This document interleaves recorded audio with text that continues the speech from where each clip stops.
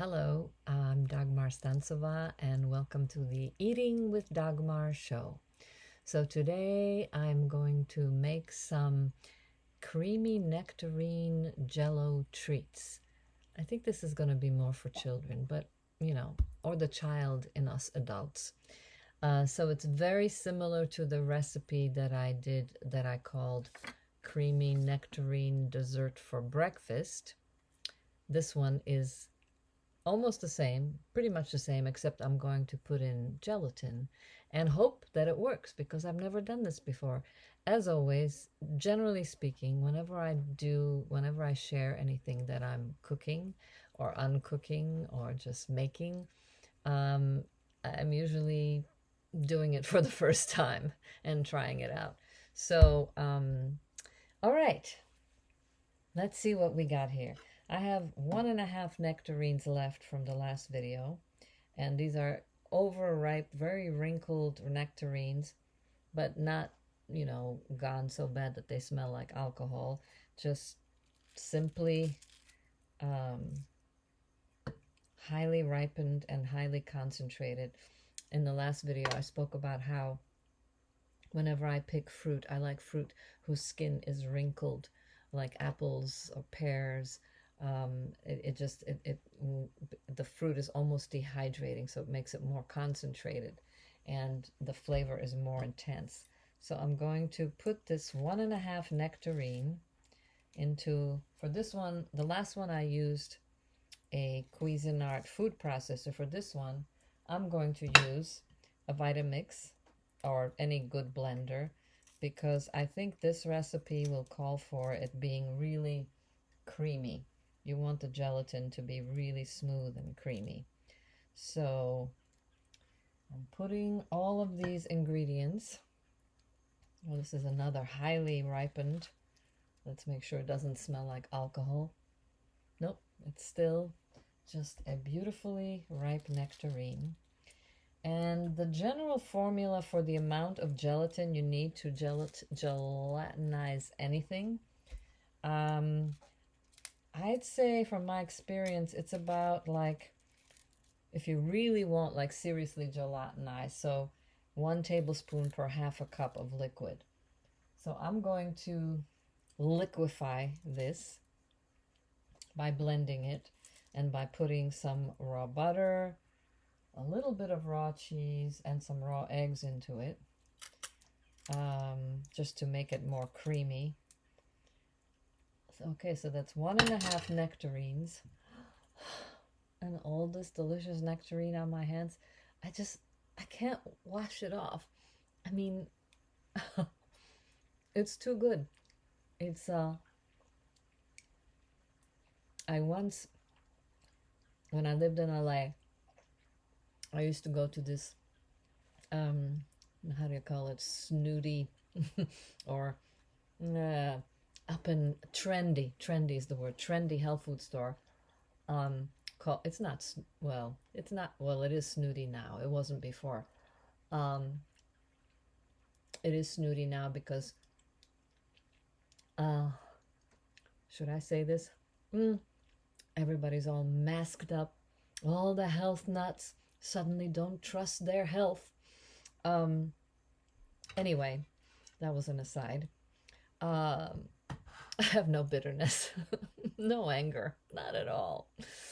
But I remember they had this bar over there that was called the Truth. I think it was called the Fountain of Truth, or the guy who ran it, his name was Truth. Yeah, very LA. And at that time, I was like, I loved durian fruit, which I don't know if you ever heard of it. It's stinky. I mean, you cannot hide the smell. It's very sulfur rich. It's a really, really healthy fruit. But it tastes like cream. It's like creamy. What's the word? I'm trying to think of the word. There is an English dessert, custardy. It's just unbelievable flavor and texture too, just like cream and thick and very high in fat. like avocado, I think even more, and very high in protein. So a lot of raw vegans would eat that fruit to build muscles. Oh, that's not bad. um, so I went to that bar often where they make all kinds of exotic drinks using Chinese mushrooms. And I remember one time the guy had made a durian drink and he had it all over his fingers. And he was just there with his fingers and he's like, this can't go to waste. This can't go to waste, because it was also very expensive. So at that point in my life, I was quite irreverent. Not that I'm not irreverent now, but at that time, I licked his fingers for the durian. And that was my more fun, memorable moment from Los Angeles. So anyway, now I'm going to rinse my licked hands.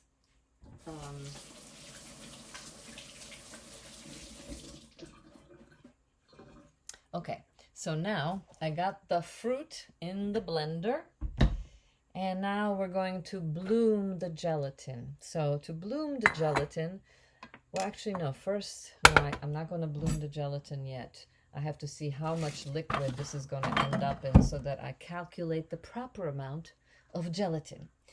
So here we have my basket of eggs from the farm. They're so beautiful. I love that none of them are the same. So I'm going to put in pretty much the same formula as for the other. Excuse me, I must clear my nose. Okay, so that I can inhale properly and know what I'm perfect. Nothing wrong with that egg. So that's one egg. I'm going to put in two eggs.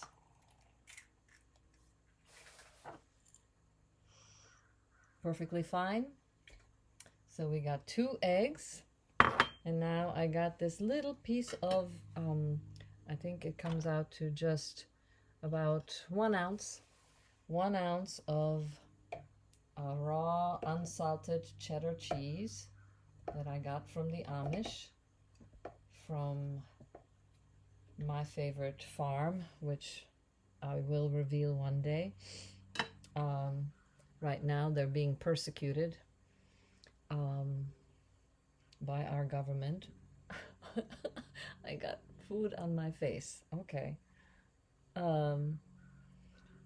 So maybe, actually, no, I should say their name. It's Miller Organic Farm in Berdenhand, Pennsylvania. They are being fined. I think it's $300,000. Like, they got nothing better to do than to persecute an Amish farmer. Give me a break. So if anybody wants to contribute and send them some money to help them pay their fine, I did. And a lot of other people are also. Okay, so we got 2 eggs, 1.5 nectarines, and now for the butter. So this is going to be a very, you know how gelatin, like Jello, when you have Jello, it's kind of usually like there's no fat in it, you know, so it's kind of, I mean, I could do that too. I will do that at some point, but I want to make a Jello that's got more richness to it, so it feels like a real treat. So here's 1 tablespoon of butter that's been sitting around, that's kind of softened. And let's say I won't put as much butter as I did in the dessert that I put in the jars, but so let's say I will put in 2 tablespoons of butter. And oh, you know what? I'm thinking I have some raw milk. Maybe I'll put in some raw milk. So the whole idea of this recipe is I'm trying to keep everything raw, because usually when people give you gelatin type formulas, they always boil fruit juice, and then, you know, everything is boiled and cooked and it's dead basically. So I'm trying to, the only thing that's going to be dead is the gelatin, but I'm not going to heat it too much. I'm just going to warm it, so just enough so that it melts, and then I'm going to integrate it into this formula. So I got the butter, I got the little 1 ounce of cheese, 2 tablespoons butter, 1.5 nectarines. I mean, it could be peaches, it could be whatever you want. I am going to put some of my favorite Madagascar vanilla in there, which really kind of makes it more cakey and rich. And I'm going to put like one really tiny amount of my fleur du sel, really tiny amount, just to cake it up, you know, to give it that rich dessert taste. And it's so hot over here. The eggs are sweating. Not just me. The eggs are sweating. Putting them back in the refrigerator. And let's see. We got that in there. And okay, all the formula is... Oh, yeah. I'm thinking I got some raw milk. The fat always rises to the top, so I shake it, and it is A2 genetics, meaning that the cows are not A1 genetics, they are A2 genetics, which is easier to digest. And a lot of people who have trouble with milk, most people I know can do raw milk even if they had trouble. But if people still have trouble with raw milk, then get A2 raw milk, which in this farm you can get. Very few places where you can get that. Actually, I'm gonna drink some.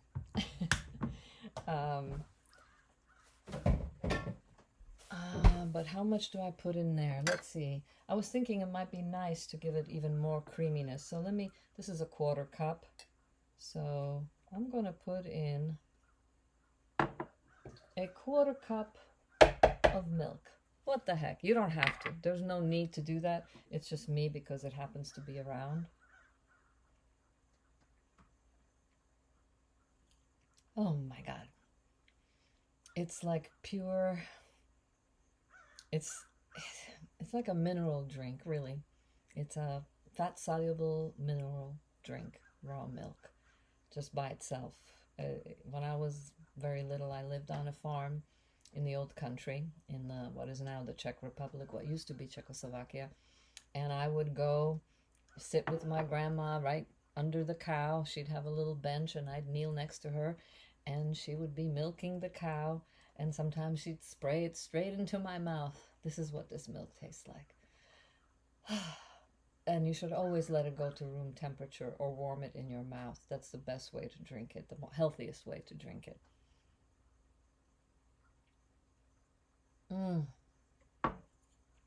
It's a full food.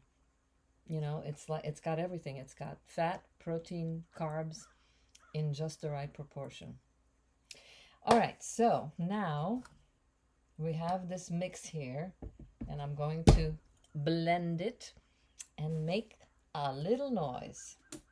Oh, no, I'm not. It's not plugged in. Okay.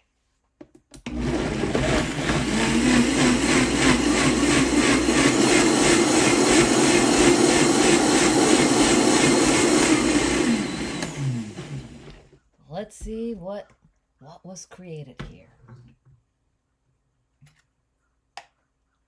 Flavor-wise. Pretty darn good. So now, I think, because I know things gelatinize better the more acidic they are, I'm thinking of adding some lemon and more honey, only because when you add the gelatin, it will make it a little less sweet. So I will put in, which will probably be like I'd say half a teaspoon of lemon. Oh, maybe it's a whole teaspoon. I'm trying to be more precise so that you can, you know, not have to figure everything out yourself. So I put in like a teaspoon of lemon. And, oh my God, yesterday I went to this farmer up in Black Mountain amazing guy.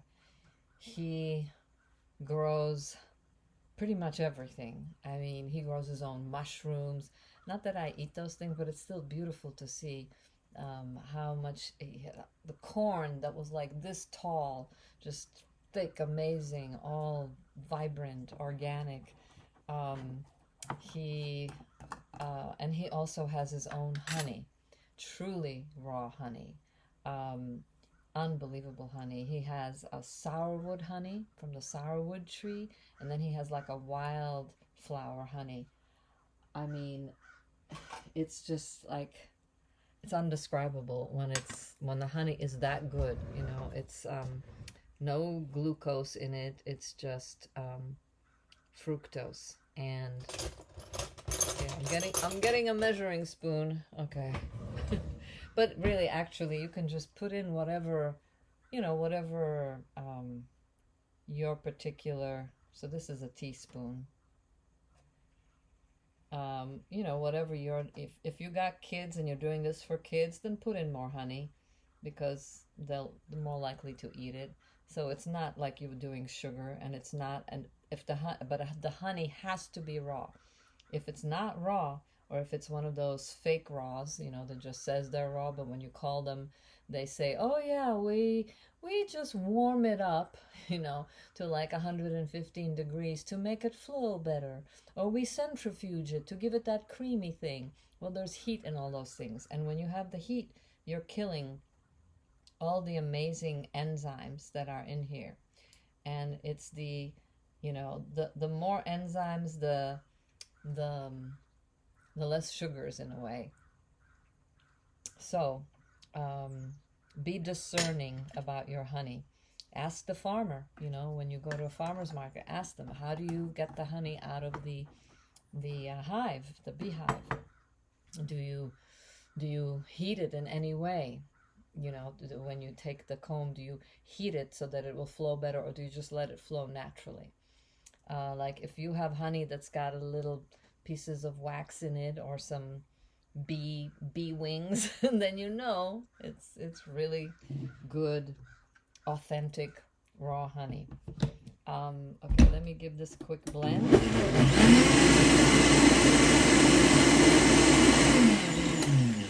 And let's see what that honey and that little bit of lemon did to the flavor.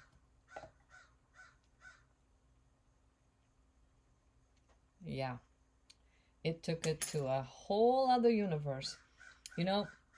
Because I am going to share this with my friend's daughter, and another friend who has a daughter and a son, and they're all like between the ages of 1 and 4. I'm going to add more honey and also I know that this isn't like sugar, this is I'm adding another heaping teaspoon. This isn't like sugar, this isn't, it's not going to hype them up the way sugar does. It will actually help them digest. This honey is a digestive aid because it has so many enzymes in it. And I don't know how sensitive you are, but I can feel, the quality of the food and the presence of the farm. I mean, look at this amazing. I bought like gallons of this because honey will last forever. It doesn't need any refrigeration, and it can last for thousands of years. Your honey could outlive you. How about that? So I added a little more.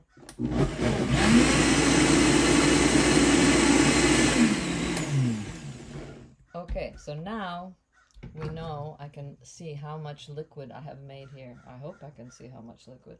It looks like this is about 2 cups. Yep, here's 2. Yeah, so this is 2 cups of liquid. So if I do a tablespoon, did I say tablespoon per half a cup? So I really should do 4 tablespoons of gelatin. And this is the one that I love, the Great Lakes gelatin. So this is my beautiful hand-carved tablespoon measuring spoon from North Carolina. Handcrafted by the local artisans. And I like to use it to measure my dry goods. So 1 tablespoon, 2 tablespoons, 3 tablespoons. Do I really want to do 4? That's a lot. Well, but then, well, you know, you're gonna learn. And if I make a mistake, so I make a mistake. I learned something. That's what counts. So it's 4 tablespoons. And of course, if this is a complete failure, then I don't have to publish this video.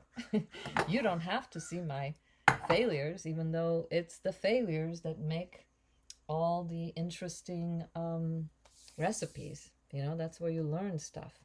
So now I got to put in, so I think the formula is for every tablespoon of gelatin, you put in 5 tablespoons, 5 times the amount of water. So I will do that. So let's see, 4 tablespoons in there, 4 times 5, so I should put in 20 tablespoons. Here I go. 1, 2, 3, 4, 5, 6, 7, 8.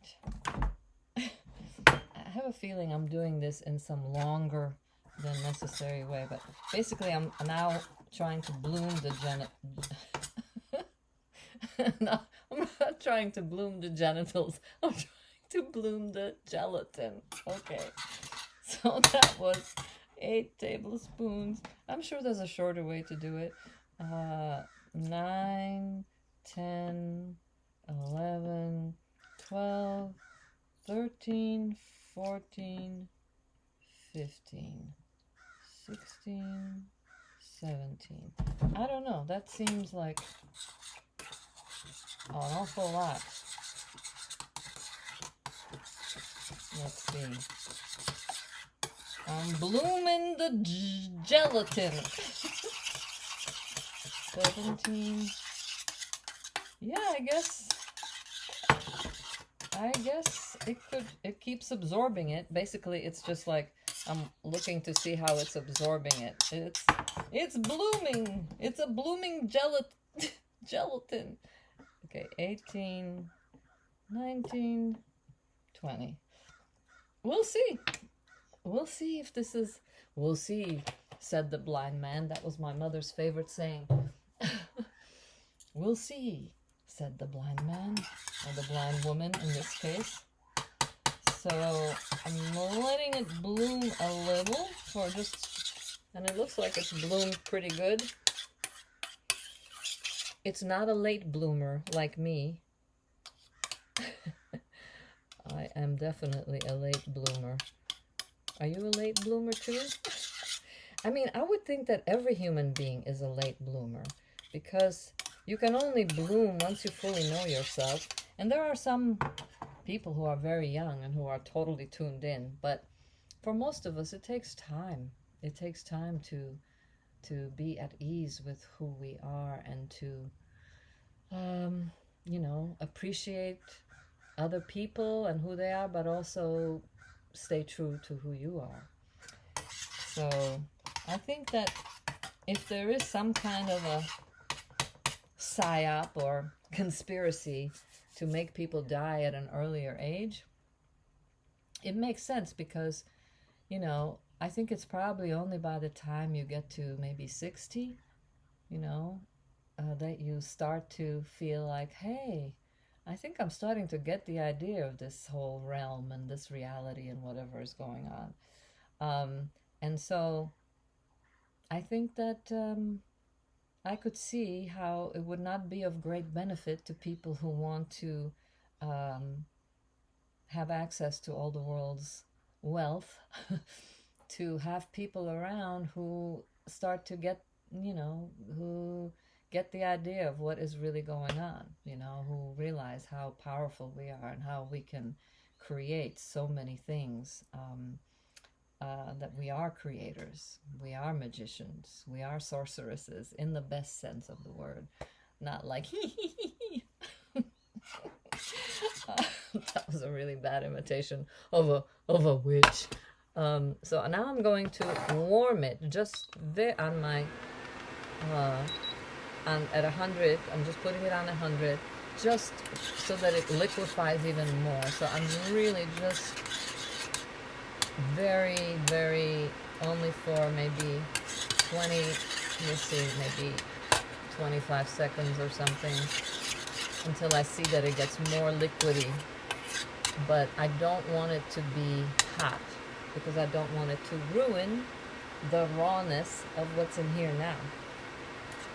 And as I look at this and I see that that's kind of a pretty big quantity of gelatin, I feel like I should put in more honey into this, because I gotta remember that this has to be sweetened. See, so it's getting more liquidy. You see, it's just becoming more liquidy, and that's what I want, so that I can pour it and integrate it. So now I'm going to turn it off. That's good enough.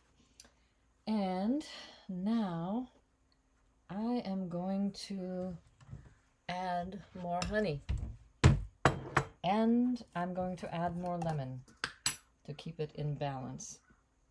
Okay, so more lemon. So let's make that 2 teaspoons of lemon.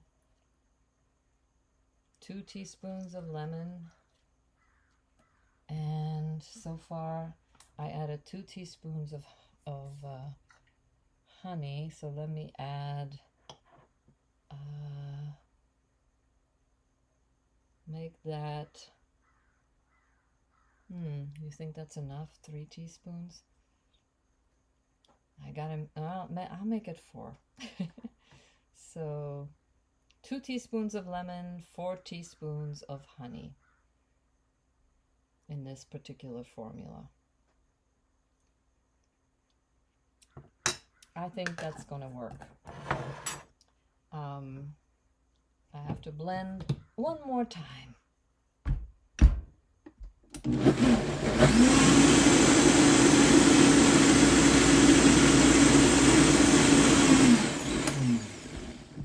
I gotta make sure I didn't do anything bad to the flavor.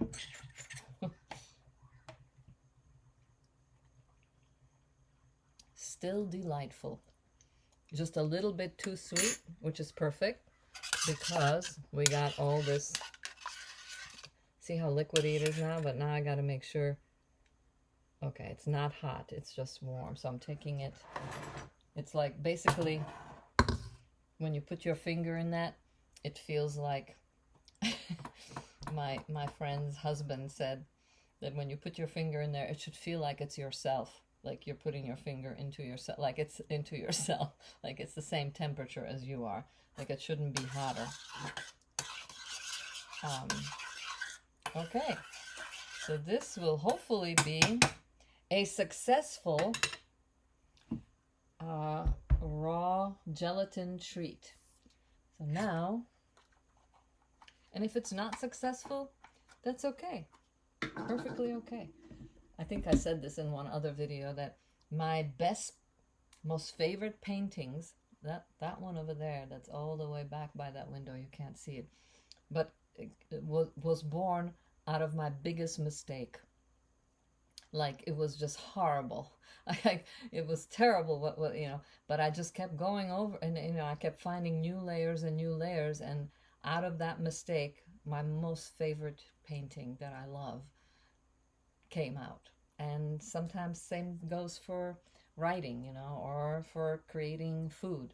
Sometimes out of your mistakes, the best things can come out. Because, as I say so many times, the greatest enemy of art is the lack of limitation. And making a mistake is a form of limitation, because it's like, you think like, oh, I can't change it now, it's done. But then you really start getting creative. So, and you know, you can create your best food that way. So, oh, wait. Okay. um, Now I'm going to do the pouring thing. So, you put it on the lowest possible. And I want to cover it in case it sprays. And slowly I'm going to pour this liquid in there.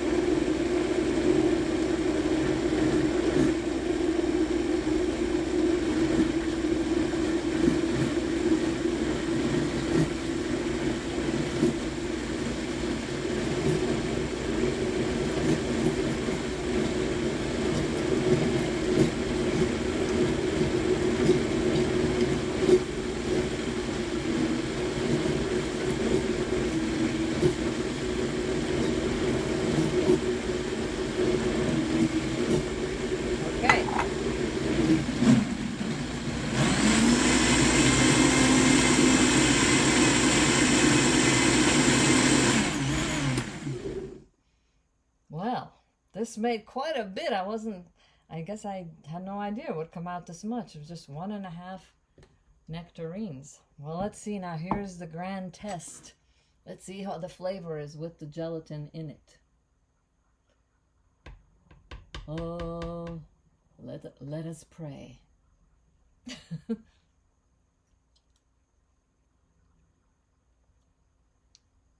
It's good. It's gonna be good. A child will like it. So now, all you do, you pour it into a mold, like I have over here. You can do a small mold like this. I'm also going to do slightly bigger ones.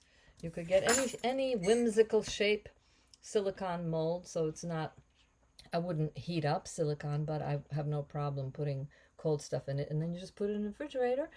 And then I think I'll do one video where I reveal the finished product of the gelatin plus the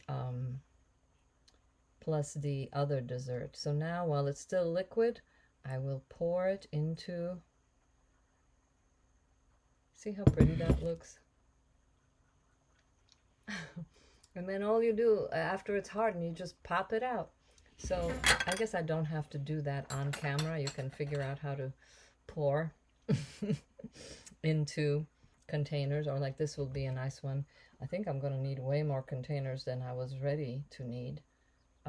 These will be like nice little half balls, half ball fruit balls, gelatin balls, gelatin pieces. So this will be a great thing to have. And then when you pop it out, you could put it inside like a big jar, and then you have a jar of instant snacks that are extremely high in protein, because the gelatin is, I think, 1 tablespoon is 12 grams of protein. It's pretty good, right? A nice way to have protein. So, all right, this is it. And I will see you in, I guess, part 2 or something like that, where I show you how it all, hopefully, all worked out. And if it didn't work out, then you won't see this video at all, and it never happened. All right, till our next engagement. Bye.